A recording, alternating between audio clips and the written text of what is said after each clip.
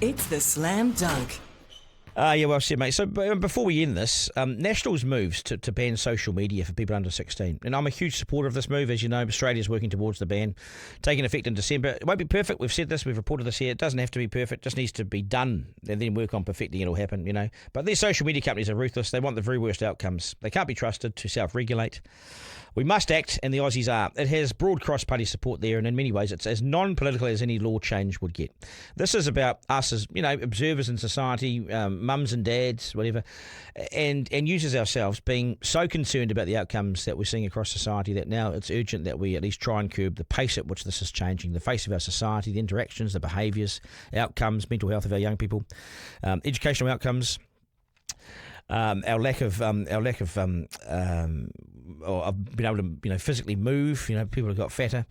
All the outcomes have worsened. Attention levels have dropped. Self-gratification's high. Vanity, distracted teens. Heavens.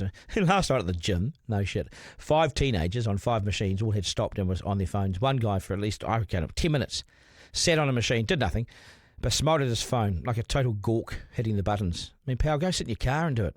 Just tell everyone via social media you went to the gym. No, they'll believe you. Back to Nationals moves. Luxon's been disingenuous. He's just been disingenuous that he's really that concerned about it. This is the letter that he sent out this week to supporters, saying that he's been worried about it for some time. You know, has he? Then why has he done nothing? Why hasn't he done something much earlier if he's been so concerned for some time?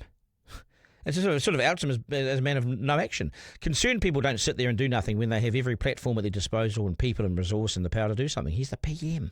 So it's now been put in the hands of a backbench MP to hope, like hell, it gets pulled from the ballot or lottery, which happens every second Wednesday, late in the evening. It's private members' night. That's what happens. You need luck. You need shitloads of luck.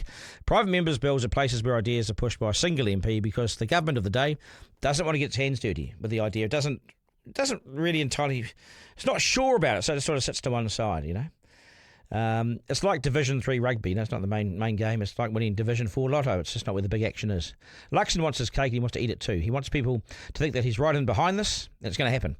But he also wants to be able to make a quick exit if it turns to custard and people push back hard about, you know, the ban, you know, government control. So he's testing the waters by claiming to be in behind it, but he's got one foot on the lifeboat ready to jump in case society goes feral.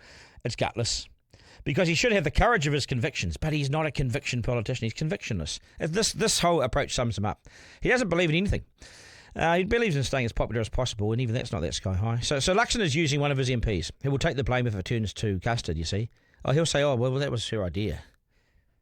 But he's also staying close enough to it to be able to grab it as a government bill, put it in the number one spot on the order paper, and get cross-party support and look like some kind of amazing leader who brought everyone together, who took a stand and passed a law which saves kids from themselves in the years ahead. He's really poised to do that. He's not even prepared to take the minor risk. He should take it, put it in his own name, government name, put it on the list of priorities as number one, get every other leader into his office this afternoon and sign them up to it. There's not much negative about it. It's what mums and dads right across this country want him to do. A leader with concerns for some time over this would, at the very minimum, lead and take a strong approach, not a halfway house, half in, half out approach. We're on to you, mate. I can see it. I've been there. I know how the system works, and I'm telling people. Yes, sort of. I'm into it. Maybe I'll ditch it if it turns to mud. He has nothing to lose. He's got to run with it. That he can't see that, I reckon, is really boring in itself. We need leaders sometimes to be bold and make the captain's call, especially when it's so obvious what we need to do. Hell, Australia's done the work for us. We just need to change the bill and put the government's name on it, Luxon's name on it. It would take 2 seconds. Come on. I think this is really obvious. That it's not to him is deeply concerning. Editor-in-Chief with Duncan Garner.